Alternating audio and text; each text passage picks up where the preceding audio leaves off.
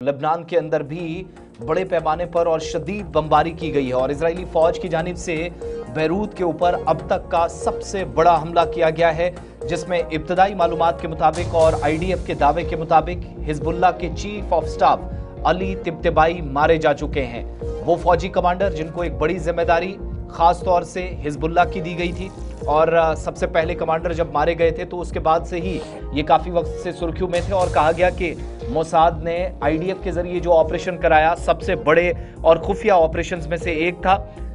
गजा के साथ साथ लेबनान में भी जंगबंदी की खिलाफ वर्जियों का इल्ज़ाम लग रहा था। इस दौरान बैरूत पर हमले की वीडियोस भी जारी कर दी गई हैं और लेबनानी वजारत सेहत के मुताबिक इजरायली हमले में कुल मिलाकर 5 लोग मारे गए, 28 अफराद जख्मी हैं, जबकि दूसरी तरफ दारुल हुकूमत बैरूत में ये जो फिजाई हमला या एयर स्ट्राइक हुई है, हिजबुल्लाह के चीफ ऑफ स्टाफ अली तिब्तबाई को शहीद करने का दावा इजराइल की जानिब से किया जा रहा है। इजरायली वज़ीर आज़म बेंजामिन नेतन्याहू के दफ्तर से भी एक बयान जारी हुआ है जिसके मुताबिक हिजबुल्लाह का सरबराह या चीफ ऑफ स्टाफ बेसिम अली तिब्तबाई हमले का बुनियादी तौर पर टारगेट था और उसी इमारत के ऊपर ये एयर स्ट्राइक की गई जहां वो मौजूद था। हिजबुल्लाह के चीफ ऑफ स्टाफ अली तिब्तबाई को सेक्रेटरी जनरल नईम कासिम के बाद दूसरा अहम तरीन लीडर हिजबुल्लाह के अंदर समझा जाता था और कहा जाता था कि गजा के अंदर मौजूदा वक्त में जितने भी ऑपरेशंस अभी हिजबुल्लाह चला रहा है वो सब उन्हीं की ज़ेरे निगरानी हो रहे थे। इधर इजरायली फौज की जानिब से भी अली तिब्तबाई के मारे जाने की तस्दीक कर दी गई है और कहा गया कि वो हिजबुल्लाह के सीनियर और तजर्बेकार रहनुमा थे जो 1980 की दहाई में हिजबुल्लाह में शामिल हुए, कई अहम ओहदों पर कॉन्स्टिट्यूशनल पोस्ट पर फाइज रहे और इजराइल डिफेंस फोर्सेस के मुताबिक हालिया जंग के दौरान भी हिजबुल्लाह की क़यादत